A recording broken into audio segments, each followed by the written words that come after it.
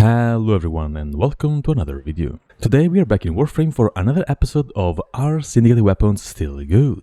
The series where we test all 3 Syndicate weapons of each and every faction once a week to see which one has the best weapons. This week we are having a look at the Telos weapons from the Arbiters of Hexis. They are our biggest fans in the solar system, and these Tenno enthusiasts see us as some kind of god with immense potential that has yet to be awakened. Their goal is to allow the Tenno to become even stronger no matter the cost. But even though the Arbiters pretty much worship us, they haven't really been helping us much in our endeavors around the solar system, and we don't know much about them either. I'm not sure why DE hasn't really expanded on their lore yet. It feels like we owe our Arbiters fans at least some screen time. But for now, we can at least enjoy their weapons and the arbitration rewards. The Telos family includes the Boltor, Akbolto, and Boltace. Yeah, not the most creative names. These special variants all have a unique trait. Boltor and Akbolto get the Truth trait that upon gaining enough affinity triggers an explosion of 25 meters that deals gas damage, recovers 25% of your max health, and increases wall latch and aim glide duration and percurve velocity by 25% for 30 seconds. While the Boltace increases your bullet jump velocity, rolling distance, and wall latch duration by 20%, and on slide attacks it creates a 40-meter vortex that pulls enemies in, while a second slide after creating this vortex will lift all the enemies up in the air. Quite the unique trait, we'll see how useful that is later. And that's all the unique stuff going on for these weapons. If I forgot something, please add it in the comments. Now moving to the builds for all the Telos variants, this is what I'm currently using. The Telos Boltor has the Incarnate form active, and that means we get some nice boosts. These are the evolutions I went for, and it allows for a very fun gameplay of just not having to reload pretty much ever because of infinite ammo, but we do want the reload speed because it helps us with the Incarnate transformation speed. And these are the modes I'm using. It's mostly a build that focuses on dealing hit damage, and we are also making use of primary crux for a lot more status chance and ammo efficiency. This way we can reach above 100% ammo efficiency, which means we don't consume any ammo at all while firing the weapon, and we can just fire it forever as long as we don't use the Incarnate form, because the Incarnate form has a max amount of charges and those do not count towards ammo. As for the Telos Akbolto, the build is similar because it does still use heat as the main source of damage, and the reason is we want to make use of a Cascadia's Flare, amazing 480% more damage, and this weapon is also able to equip Semi-Pistol Cannonade,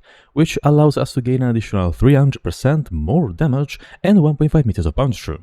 It does also lock your fire rate, but it's already at 5, so it's not gonna be that big of a deal. I also have a Raven, which is not that great. I wish it had better stats, but it does help with damage, and with this Raven specifically we reach over 1000% more damage, which is a lot. It's not great because it's all just Hornet Strike damage, so it's just the same multiplier, but it's still 1000% more damage, which is pretty good. And then the usual crit status hybrid build, because that's the only way to build this weapon. Now moving to the Telos Boltace, the build, it's your usual melee influence build. There is nothing different than any other influence build at all.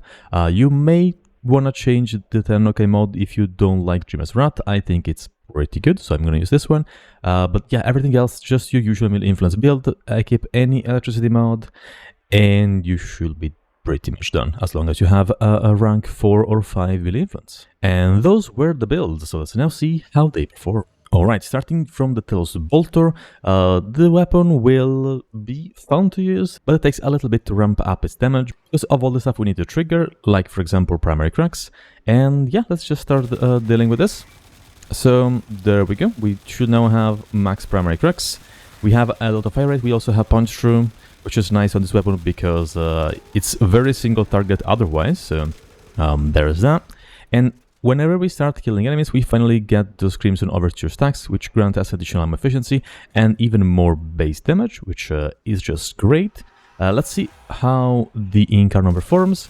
It's a little bit better in terms of just raw damage, so I usually save this for like acolytes or stuff that I need to kill faster because I have limited ammo on this, while you have infinite ammo on the primary fire mode, which is just so nice to have.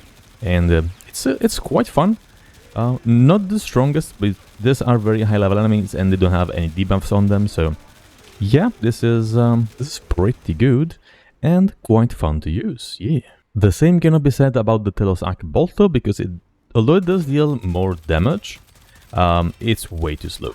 Like, this weapon requires way too much time to become actually able to damage stuff. If you don't hit headshots, the damage is just not there at all. It takes like a full magazine just to start dealing some damage. And although we do have some punch through, thanks to the semi-cannon at the mod, it's still not gonna be that interesting. Sadly, it's a bit sad because the weapon is alright, and it would be amazing if it had an Incarnum form, but it sadly doesn't have one. So this is what we are dealing with. Just very low damage, good enough to kill stuff, but definitely not great at all. And now for the Telos Boltace, the weapon that I like the most of the three, which has the unique effect of pulling enemies within 40 meters towards the center of your slide attack, and that works something like this. You just slide, and then enemies are grouped up, and you also get this additional buff over here, which is called Storm Path, which allows you to lift enemies on the next slide attack. This is quite fun and nice to use for CC, but it's pretty much the only thing it has. And after you trigger that lift effect, it does go on cooldown for a bit. So yeah, keep that in mind. You can just spam your slide attacks and deal damage, because that's not gonna work. It's just actually building up your combo first, perform a heavy slam whenever you have the chance, and yeah, that should be enough to deal with most enemies, even these very high level enemies, if we actually like focus on killing them and not showcasing stuff. They go down quite easily, even with a build like this, because I mean it's just a melee influence build, like it's made to kill stuff. So yeah, that's all there is to it. Now for the end game showcase, let's call it, we're gonna have my Panzer here apply viral, and I'll also be using my roar buff.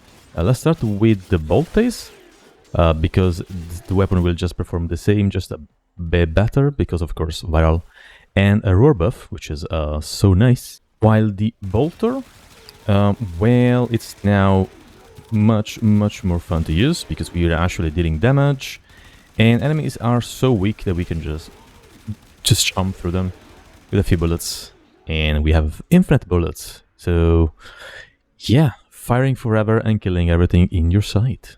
Now for the Telos Akbolto, the weapon it's okay. Like, once again, this is a good weapon. It's just that it's very slow, and it has not changed. That is still the main problem.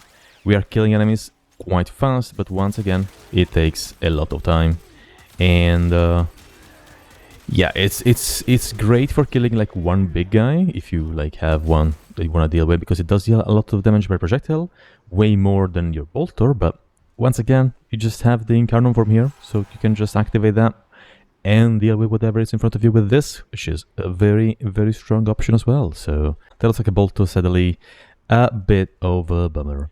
And those are the Telos weapons. I find the Boltor to be the best of the three without any doubts, because of its Incarnum evolution. And in some cases I think it's even better than the Boltor Prime, mostly because this one focuses more on crits, while the Boltor is more focused on status. They are both great, but they can be used for different things. While the Boltace, it's a melee weapon that can group up enemies with very low effort, making it a unique tool in your arsenal. So yeah, they are pretty cool as well. And now for the Akbolto.